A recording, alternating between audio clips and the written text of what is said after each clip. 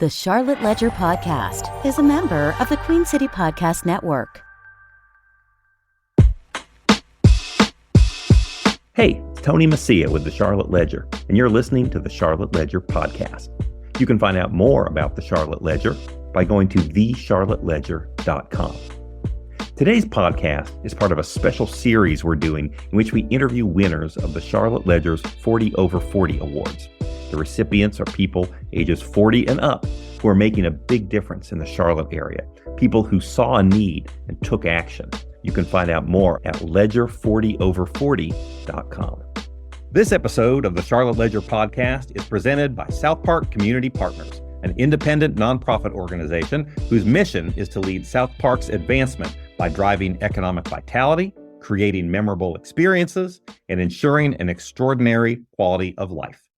Visit southparkclt.org and follow South Park Community Partners on LinkedIn and on Instagram and Facebook at South Park CLT to learn more about the ways South Park supports the Charlotte region's economy. The host of today's podcast is Steve Dunn. In his day job, he's a mediator who offers dispute resolution services through the Charlotte office of Miles Mediation and Arbitration. Enjoy. Welcome to the Charlotte Ledger Podcast. I'm joined today by Glenn Proctor. Welcome, Glenn. Thank you. Thanks for having me, Steve. This is the part of the podcast in which I would normally introduce you in your career, but I'm a little overwhelmed by the diversity and depth of your experience in many different areas. I'm curious how you introduce yourself. Coach Glenn Proctor, Marine journalist, executive coach, professor, creative writing instructor. There are folks who have had second acts in life and multiple careers, and you've got perhaps more than most. And I'd like to ask you about each of them. But on some level, it starts with the Marine Corps. What does your experience as a Marine mean to you? I'm a Marine for life. We have the saying, and those who aren't Marines maybe not get it, but once a Marine, always a Marine, and that's tattooed on our heart. I served 13 years, active duty and reserve, Vietnam, and then Camp Pendleton, Camp Lejeune, bases all over the country, and a bunch of reserve units around the country. But, and I'm still very active in working with veterans, not only here in Charlotte, but around the country. And that's something I'm extremely proud of. But the Marine Corps is part of me. What is it about the experience of being in the Marines or that folks take with them for their whole lives? I'm really curious about this because I hear this from a lot of people. Is it the shared experience of the adversity that you have to overcome to complete the program? Is it the values that are instilled in you by the Corps? Combination of all of the above? All of those. But it's respect and it's camaraderie. And, whether you're an 18-year-old just got out of boot camp, and you're an 18-year-old Puerto Rican kid, or you're an 82-year-old Irishman, you're Marine. Well, with the benefit of that experience and with that unique brotherhood, you went on to have a career in journalism. Yep. I started my career in 1970 at the Daily Local News, small newspaper in suburban Philly, and that launched me. People were very familiar with Dave Barry, the humor columnist. Well, he was my desk mate. That's where he started his career as well. What was he like in person? He was funny then. I bet he was. He was funny then. If you read some of the books, he talks about Joe's Sportsman's Lounge and some of the haunts that we used to, go and get very, very inebriated. So, then I worked in Philly and, Des Moines, Iowa, and Kentucky and Ohio and New York, New Jersey. What were you doing? I was a reporter, and then I became an editor. I was an editor in Louisville. I was an editor in Rochester. I was an editor in Newark, New Jersey. I was an editor in Davenport, Iowa. And then I got to Richmond, Virginia. I became the editor-in-chief in Richmond, in charge of, the whole news operation. And that culminated 40 years in journalism. I retired in 2011. But just a great, great experience, meeting a lot of people, but being able to cover events. And, our crew was, we had, when I was in Newark, we had big crews in New York on 9/11.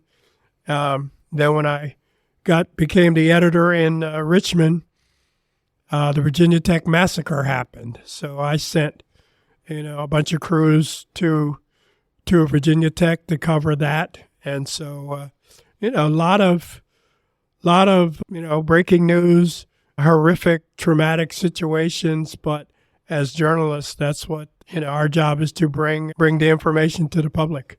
Well, it was an illustrious career. You, in addition to many other accolades, you won a Pulitzer Prize and you've been one of the Pulitzer judges. You've just described some of the significant world events for which you were there on the ground floor as a leader. And I wonder if your experience in the Marine Corps informed your ability to lead as a journalist and to manage those crews who are out there covering the events of the day. Oh, absolutely. Absolutely. The Marine Corps gave me that basic template, and I was able to take that into the classroom as a professor, into the newsroom as a reporter, and later as a news leader, and now, into my company as an executive coach and someone who wants to lead people away from stigma. Well, you mentioned two things. One, you mentioned going out and getting very, very inebriated with Dave Barry. And you've also mentioned the concept of getting away from stigma. And at some point, you stopped drinking alcohol, right? And it's been 34 years now. Yes, 39. 39 years? Oh, wow. It was, 1984. Okay. All right. How did it come? How did you decide to stop? Okay. Couple situations.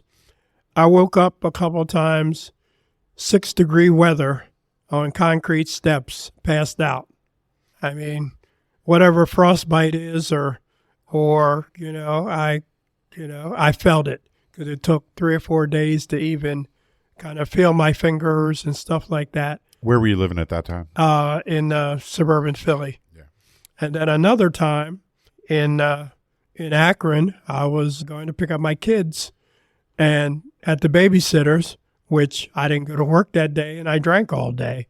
And at midnight, after drinking all day, and there was a 45-degree turn a block from the babysitter's house, and car and tree met, totaled the car, walked away with a scratch, and, unfortunately I didn't get tabbed for DUI. I got tapped for reckless driving, which was a farce, but blessings. And, because I was getting ready to pick up my kids, my young kids. And no, that could not have ended any worse. And so, I stopped for a couple weeks, maybe, went right back to it. And then another day I didn't go to work and drank all day, and then, came home. And at that time, my kids had a babysitter and a nanny, and because I was an editor at that time. And, and I'm like, I can't do this anymore. So I had met a guy, also Vietnam vet, also Marine, and who had become an alcohol counselor. I said, Paul, come and get me. And he came and get me. They came and got me. He said, pack a little bag and all that. And he took me to a rehab center, and 30 days. And, young lady that was our nanny, she took good care of the kids, and that was it. And that was in 1984. Well, I'm a former drinker myself, and I think a big part of life is talking it through with other people who are trying to find their way. And I do a lot of this online. There are online communities of people who are kind of reaching out for help, and I like to respond and just give people encouragement, and just a lot of it is just letting people know, like, this is it's normal. It's what it's like. Everybody's very understanding. We've all been there. A lot of people come in with a lot of self-loathing and a lot of guilt and shame. Yep. And I think it's nice for folks to know that there's other people out there who know exactly what they're talking about, who can say, yep, we get it. We've been there, and there is a light. There's a light at the end of the tunnel for sure. So you had a long career in journalism, and then at some point you retire, and you are now the founder, the owner, the CEO, the grand poobah of Red Job. And when we go to, it's redjob.com, right? It's REDDJOBB.com. Yes.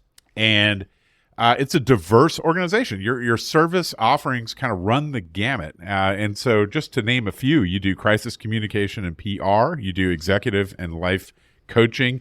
You do creative writing instruction, grief support, and suicide prevention work, and more. And so I just wonder, what's a typical day in the life of Glenn Proctor? Well, I want to give kudos to, I do have a business partner. Her name is Trish Stuckbauer, and I taught her at Kent State back in the 80s. And we both ended up living here in Charlotte. And then, of course, once I got here, we reconnected again. And now, she does all the crisis communication stuff, all the marketing stuff, and I do most of the training stuff, although she just got certified as a professional coach. So she can do a lot of the coaching work as well. Let's talk about coaching. You're not a psychologist, and you're not a therapist, but you are a peer support professional. Yeah. That's what we call ourselves. So who is your typical client, and what do they typically need? Anybody. And I mean, I've dealt with people from the big banks. I've dealt with people from, like in 2022, I did a year-long series of grief sessions with TIAA employees all around the country. But I mean, people have come to me with their kids trying to get into college, writing their essays, my kids having suicide ideations, my marriage is breaking up, I want to get promoted at work, I'm just feeling like hell, just a myriad of things. And one thing you learn about coaching is that, and you as an arbitrator, I'm sure get the same thing. People come like, oh, I want a career change. That ain't it. It's me and the wife. It's me and the partner. It's our finances. It's our, it's a myriad of things that have absolutely, somewhat to do with the career, but for the most part, it's way off track from our initial conversation. There's something within that is out of step or out of sync or out of balance, and it strikes me that you work with so many different people in so many different circumstances, but there must be common threads that run through the conversations that you have with these folks. And I wonder if you think about it, like what's the advice that you tend to find yourself giving over and over, or the key lessons that you think apply to anybody in any circumstance? Well, a lot of it is belief in self. Whether it's a big time banker, or whether it's a mid-career person, whether it's a student, whether it's a military person, whether it's an entrepreneur, and I have these 4 pillars: believe, focus, plan, and execute. And you think about that not only in the context of your business, but also your life. And, I teach a course on what is called self-leadership. How do you get up in the morning? How do you comb your hair, brush your teeth, get dressed, be ready for the day? And is there any mantras or any mediation, anything that you kind of tell yourself to guide yourself during the day? And looking at your coping skills. I tell people everything is not a crisis. Everything is not a crisis, but even in the most dire of circumstances, like we were talking about earlier about the drinking situation, I mean, you have to get support, you have to talk to somebody, but you also have to look your own self in the mirror and say, hey, this ain't working. This life, this style that I'm in is not working, and I have to change. How do you get business? Is it a word of mouth? Yep. Primarily. Yes. Person to person, Yep. somebody's experienced a positive change in their life, and are your relationships ongoing, like long term, or do you have a natural arc to it? Do you plan in advance what the engagement's going to be? Some are well off, some are one offs, but many are long term. I mean, there's people that I met in Minnesota years ago, and they ended up moving to Charlotte, and that was 12 years ago, and I still have them. And even a lot of the people that I taught in college, or the people that I mentored back in the day. I mean, I have mentees that, I started mentoring in the early 80s, and they're still with me. And some are paid clients, and some are pro bono. We'll be right back to the conversation. But first, this episode of the Charlotte Ledger podcast is presented by South Park Community Partners, a nonprofit organization whose mission is to lead South Park's advancement. So you've been on this journey of life with some of these clients, and they're changing and growing, experiencing new things, attaining perspective and wisdom. But at the same time, you also are living life and growing and changing and attaining wisdom. And it must be quite a profound experience to have this sort of coaching relationship with a person over a long time when you're both experiencing growth. Well, but now they're coaching or they're mentoring. So, probably 4 or 5 women that I worked with in Louisville or Akron, I mean, they're doing coaching now too on their corporate level, because some of them have risen to very, lucrative positions within their careers, and they're coaching now. So it's just passing it on. How did you learn how to do it?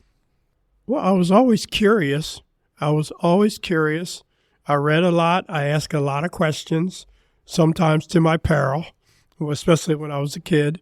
But, just being very inquisitive, I was always a know-it-all. You have great confidence in your own capability and judgment. On the back of my jacket, my logo is ego. Energy gets opportunity. The more energy we have, the more opportunity we'll get. And that's what I tell my small business folks all the time. You got to work your butt off, but it can happen. But don't just sit still and expect it to, flow in the door, because it won't. You've published numerous books, including collections of poetry. Yes. What is the role of poetry in your life, and what do you think is the role of poetry in the human life? Well, I was a foster kid, and at 8, I was writing, I didn't know what it was, poetry, scribbles, but I think some English teacher at some point defined it as poetry later on. But I started writing poetry talking about my experience as a foster kid. And I just kept writing, through elementary school, through junior high, through high school, through the Marines, up until this day. And poetry is how I get it out there. And I tell people, if you want to know about me, read my poetry, because everything's in there. Bad husband during a previous marriage, bad father, drunk, combat. It's all portrayed in my poetry. This is a huge part, it sounds like, of your approach, not just to poetry, but also to coaching and just life in general, which is brutal honesty and candor about yourself. And that has to start with honest reflection within yourself about yourself, right? And so you have to do that in the first place, and then find a way to be brave enough to expose your true self to others. Is that a part of what you recommend that people do? Absolutely. The people that you're coaching? Yes. What are the benefits of that? You know yourself. You know that person in the mirror. I have a never lie to the face in the mirror. And, just don't do it. Just don't do it. Do you grow as a result of your coaching? Please. It's mutual? Yeah. Please. Yes. In my coaching principles, I talk about, how I'm just as invigorated as hopefully the client partner is, during the process and at the end of the process. How did you come to Charlotte? My wife's a banker. Say no more. My wife's a banker. Yeah. When did you come to Charlotte? Well, we were in Jersey, and her boss in Jersey got promoted and came down here, and he brought a lot of his team with him. So she came down here much, much earlier than me. I was still at the newspaper in Jersey, and then I got promoted to be the editor in Richmond, and I'm still not here. So, she lived here 7 years. We were commuters, and then I finally retired. And then I taught at Washington and Lee, and then I actually got here in 2012. You keep using that term retired, but I'm not sure that it accurately applies. Yeah, well, but I'm not. I use the Warren Buffett model. You mean from journalism, right? Is that when you say retire, you mean that was the career, and then you Right. retired from that? But Right. now, Well, like I was saying, the second acts, the third acts, you just keep evolving. have you got anything cooking for the future? Any new? Well, books. Okay, yeah. Books. What's the book you're working on now? Well, the book called Proctor-isms. Okay. And that's all my little tidbits of wisdom, which should be out before the end of April. How many have you got? How many Proctor-isms are in the book? 280 something. All right. Can you give us a couple? Well, I never lied to the face in the mirror. Yep. Create your own direction or others will stay. Create your own direction or others will help you stay lost. Believe, focus, plan, execute. Oh, God, there's so many. Oh, there's 287 of them. And Yeah. we don't want to spoil it all because we need people to buy the book. Yes. How do we buy them? How do we all buy all your books? Can you get them on the Red Job website or Amazon or what? Both. Yep. And the books, you've got the one on Proctor-isms is coming soon. You've got poetry books out there. Yeah, the Finding Dust trilogy, which is my poetry trilogy. And then I did 750 questions worth asking your significant other.